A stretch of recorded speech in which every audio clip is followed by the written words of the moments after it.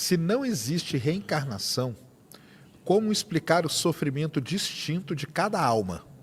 Aí explica primeiro como que é essa sua visão de alma, né? Tá, Porque o que que é exatamente. alma, né? Eu acho que antes de explicar a minha visão de alma, eu acho que seria interessante até explicar a visão da reencarnação. Da reencarnação. Porque pode ser que uma galera que está assistindo a gente também nunca ouviu falar, Claro. né? Há vários grupos antigos que já falavam de reencarnação. Ou melhor, os mais antigos egípcios, Pitágoras era um que acreditava. Acreditavam na transmigração de almas, que é diferente, né? de reencarnação. A reencarnação acredita que a pessoa morre e ela reencarna numa outra pessoa. A transmigração de almas acredita não, que apenas a alma pode sair de um corpo e entrar no outro corpo. Tá certo? Ela sai daqui e ela vai para um outro corpo. Isso que você tinha mais no Egito e também ali com Pitágoras, a escola pitagórica, etc. Alguns grupos, como o da Índia, os hindus, são mais extremados. Eles acreditam a tal ponto na reencarnação que eles creem que uma pessoa pode reencarnar em qualquer ser vivo. É por isso que algumas correntes religiosas do hinduísmo não comem carne de maneira nenhuma, porque se ele comer uma galinha, uma vaca, ele pode estar comendo um ser humano que reencarnou ali. O próprio Pitágoras tem uma história que uma vez ele viu um camarada chutando um cachorro e ele defendeu o cachorro e alguém perguntou por quê. Ele falou, porque eu escutei no latido do cachorro os gritos do meu amigo que tinha morrido. Ele acreditava que a alma dele passou para o cachorro. Agora, a versão mais sofisticada disso, do kardecismo, está presente em livros como Nosso Lar, Evolução em Dois Mundos, psicografado pelo Chico Xavier. O Nosso Lar é o clássico. Eles ensinam o seguinte: quando você morre, você tem uma série de pecados, de erros que vão impedir a sua evolução espiritual.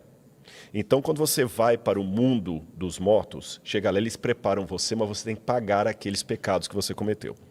Então, a maneira de você pagar esses pecados, você reencarna, Entendi. tá certo? Numa situação em que você agora vai sofrer por causa do sofrimento, que você vai purgar a sua pena. Então, por exemplo... A segunda chance, não? A segunda chance. Por exemplo, alguns espíritas, não todos, alguns espíritas acreditam que Joana d'Arc seria a reencarnação de Judas Iscariotes. Que o Judas traiu Jesus, então agora ele tinha que reencarnar numa mulher que morre nas mãos de cristãos. Entendi. Tá certo? Para pagar a traição ali. Alguns acreditam também que o Nero reencarnou em Juscelino Kubitschek. Caramba! Então, como o Nero destruiu uma cidade de Roma, ele tinha que vir e criar uma. Ele tinha que vir e criar uma, e Juscelino constrói Brasília e não pode morar em Brasília. Entendi. É sempre Sabe? assim. É sempre então, fazendo sempre o assim. contrário do que você fez. Essa é a ideia. E com essa linha da encarnação, explica-se, por exemplo, por que uma criança nasce aleijada, por que uma pessoa nasce com problemas e tudo mais. Ele está pagando coisas da vida passada. Eu conversei com o Henri Cristo. Eu só estou explicando como eles pensam, não que eu penso assim. Eu né? sei. Eu conversei com o Henri Cristo lá em Brasília uma outra vez. Ele tem uma linha mais ou menos de reencarnação. Ele tem. Ele pensa e ele fala assim que um psicopata, por exemplo, ele foi uma fera, era um animal, era um tigre, era um predador, e quando ele nasce, ele já tá fadado a ser um psicopata quando ele nasce, porque na verdade é a alma de um tigre, de um predador que voltou. Uhum. A minha ideia é a seguinte: biblicamente é difícil sustentar a reencarnação por várias razões. Por mais que alguns falem, não, mas João Batista era a reencarnação de Elias. Não, Elias não morreu, Elias foi trasladado para o céu.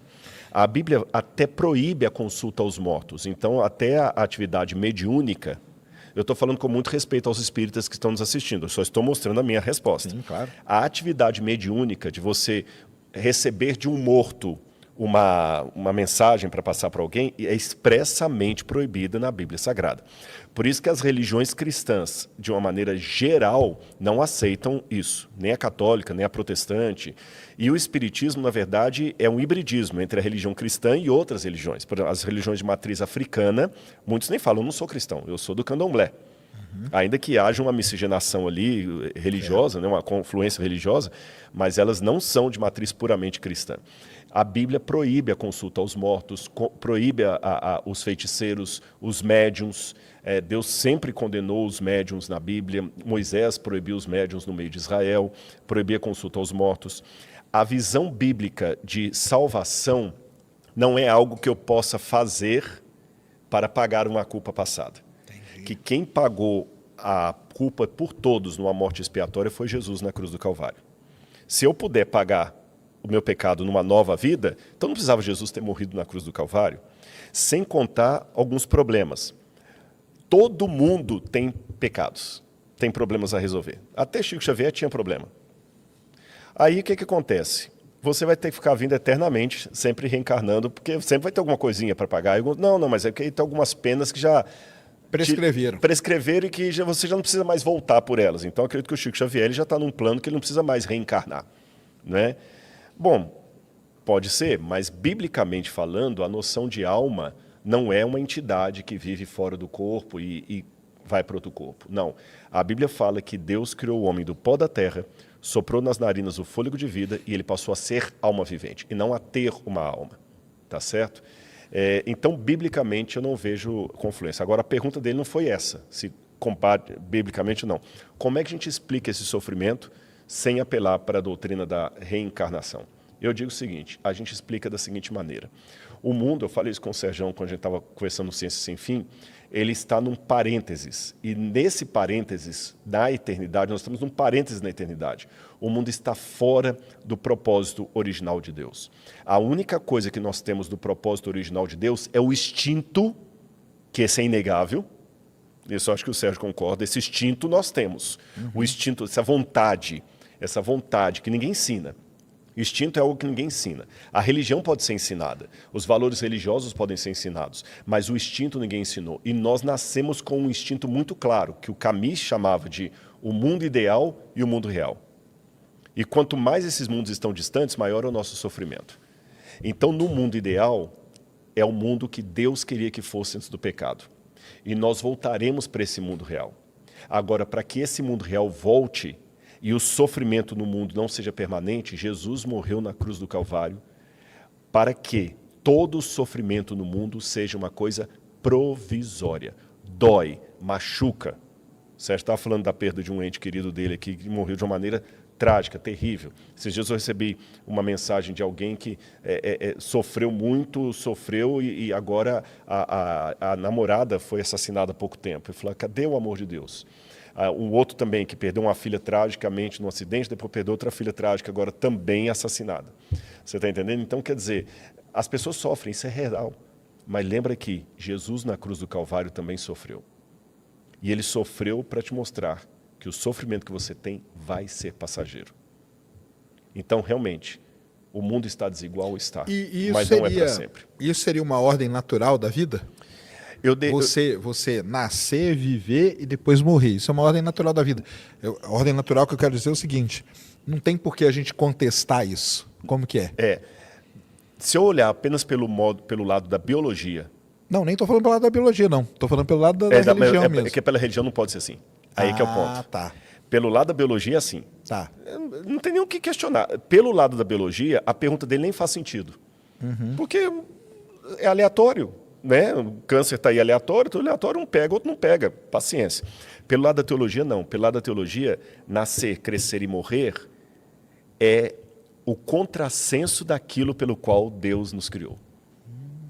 A morte é uma intrusa, não é um processo natural. Entendi. É uma coisa que está onde não deveria estar.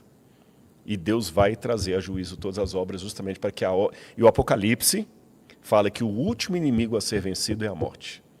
Entendi. E para a gente ter a certeza que essa morte é real, o próprio Jesus morreu e ressuscitou para provar que a vitória é real. E o ressuscitar não tem nenhuma relação com o reencarnar? Não, nada. Ressuscitar, você ressuscita, Sérgio. Reencarnar, você reencarna como uma prostituta do século XVI. Que quase todo mundo, muito artista é assim, né? Foi uma prostituta do século XVI, ninguém foi alguém normal, né? E o ressuscitar é uma coisa que foi só de Jesus ou não? Pode ser de todos nós? O único que ressuscitou para a glória de maneira definitiva foi Jesus. Tá. É lógico, tem uma tradição judaica que acredita que Moisés ressuscitou, né? Alguns mortos ressuscitaram quando Jesus foi também crucificado, mas fora esses casos especiais, as pessoas que Jesus ressuscitou morreram depois. Lázaro morreu depois e tudo mais. Agora, para fechar essa pergunta dele, eu tenho uma parábola que eu acho que dá para entender. Como é que eu explico o sofrimento sem recorrer à doutrina espírita? Só repete o nome dele, é fácil? É Carlos Eduardo. Carlos Eduardo. Isso, Carlos Eduardo. Carlos, eu não sei se você, qual a sua idade, mas eu sou da época, eu sou dos anos 70, que a gente lia muito gibi. Homem-Aranha, Capitão América, eu adorava ler aqueles negócios lá.